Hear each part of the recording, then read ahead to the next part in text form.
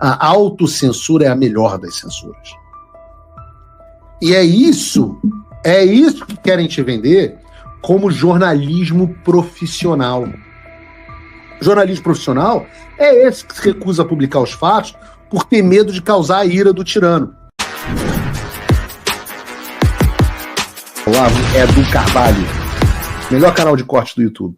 Eu conto imensamente aqui com o like de vocês, que você mande o programa nos seus grupos de WhatsApp, e esses fatos que nós vamos revelar e entender melhor aqui hoje, chegarem ao máximo de pessoas possível. Então, manda o programa para os amigos e manda o programa para os inimigos, especialmente esse, porque esse é o Paulo Figueiredo Show.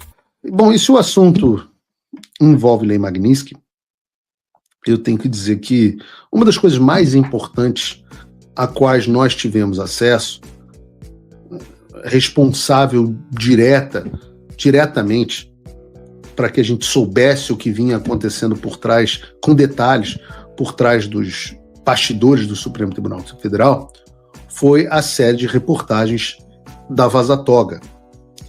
A primeira e a segunda fase, ambas foram absolutamente fundamentais para que nós soubéssemos o que estava acontecendo e tivéssemos substância para formar um consenso aqui nos Estados Unidos, documentado, de que inúmeras violações a direitos humanos estavam ocorrendo no Brasil. Foi a Vaza Toga que mostrou, por exemplo, que o Ayrton Vieira, em conversa com o Marco Antônio Vargas, ambos os juízes do gabinete do Alexandre de Moraes, estavam falando sobre mandar jagunços para sequestrar o Alan dos Santos aqui nos Estados Unidos. Foi a Vaza Toga que mostrou que o Alexandre de Moraes escolhia previamente os alvos que ele queria que fossem investigados e ainda interferia na produção dos relatórios que ele mesmo receberia sobre essas pessoas. Foi a Vaza Toga que mostrou que os juízes auxiliares do TSE, do Alexandre, incentivavam os funcionários a usar a criatividade para achar algo, por exemplo, contra a Revista Oeste, mesmo que nenhum crime fosse cometido. Foram essas reportagens que expuseram, nas palavras do Eduardo Talhaferro, em conversas privadas, que o Alexandre quer pegar o Eduardo Bolsonaro. Foi a Vaza Toga que mostrou como o Alexandre queria ir atrás de conteúdo do Paulo Figueiredo, apesar do próprio Talhaferro dizer que era difícil. E foi a Vaza Toga também que expôs a Letícia Salorenzo, a bruxa, que teve participação em ações internas de monitoramento a críticas aos TSE, sendo que ela nem funcionária do tribunal era. E é por isso que o jornalismo, seja ele o profissional, ou quando funciona, ou independente, são absolutamente fundamentais à democracia. Sem o jornalismo dessas pessoas, primeiro do Glenn Greenwald, e depois com o Michael Shellenberger, o David Agape e o Eli Vieira, eu posso dizer que as sanções americanas muito provavelmente não teriam acontecido.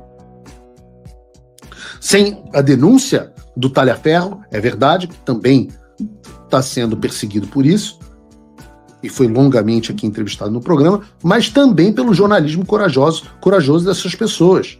Foi o trabalho jornalístico destas pessoas que desnudou o sistema e apresentou as provas incontestáveis do que nós já tínhamos ideia, mas não sabíamos os detalhes e não tínhamos como comprovar. E muita gente, e aí por isso que eu falo do jornalismo profissional, que passou a nos falhar no meio do processo, começou com Glenn Greenwald na Folha de São Paulo publicando a primeira parte, mas parou por aí. E depois nós tivemos que achar o Michael Shellenberger e conseguir que ele publicasse essas notícias, porque o Poder 360 se recusou a publicar. A Folha de São Paulo se recusou a publicar, a continuar publicando. O Estadão chegou às vias de publicar e depois o jurídico proibiu de publicar. A Veja não quis publicar. O Metrópole se recusou a publicar. Ninguém queria publicar. Olha que loucura. Vejam o estado do país. Ninguém queria publicar uma das séries de reportagens mais importantes da história do Brasil, assinadas por um jornalista internacional e por dois ótimos jornalistas investigativos brasileiros. E por que eles não queriam publicar essa história? Eu vou dizer para vocês: medo. E a resposta, a razão desse medo, que, por exemplo, é o mesmo medo que levou à castração e à destruição da Jovem Pan, está sendo comprovado agora pelo que acontece no Supremo Tribunal Federal. Porque a mesma Letícia Salorenzo, conhecida como bruxa, e que foi exposta pela Vaza Toga, apresentou ao Supremo Tribunal Federal uma petição criminal contra o David Agap, o Eli Vieira e o Eduardo Talhaferro. Curiosamente, né, porque quem tem cu tem medo, deixou de fora o Michael Schellenberg, que também assina a reportagem. Mas a bruxa, e me espere, bruxa, me aguarde, está pedindo a investigação desses jornalistas por crimes de difamação, injúria, associação criminosa e, claro que não podia faltar, a abolição violenta do Estado Democrático de Direito. A mulher, que era uma colaboradora informal do TSE durante a presidência do Alexandre de Moraes, pediu ao STF que persiga jornalistas por terem publicado matérias verídicas, consubstanciadas, expondo as ilegalidades ocorridas dentro do TSE e do próprio STF. E é claro que o pedido foi endereçado ao imperador do Brasil, que agora vai decidir se os jornalistas têm ou não o direito de publicar os fatos que expõem o quão criminoso é o trabalho do próprio juiz.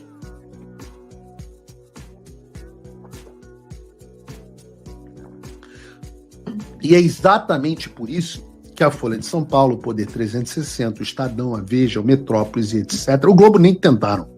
Porque o Globo, quem acredita no Globo ainda, né? É por isso que esses caras não quiseram publicar essas reportagens. Porque estes veículos que outrora, né, o Estadão tem um histórico de ser o jornal anti-Vargas, jornal fechado, por ter se indisposto contra o Getúlio Vargas. O Globo sempre foi, de todos os regimes, sempre foi subserviente. Sempre. O Estadão não, o Estadão tem história. Mas não tem, nenhum deles tem coragem de se indispor com o regime.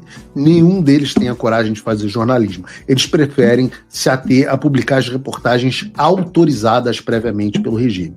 Antigamente tinha um censor que você mandava para a redação, agora não precisa mais. A autocensura é a melhor das censuras. E é isso que querem te vender como jornalismo profissional.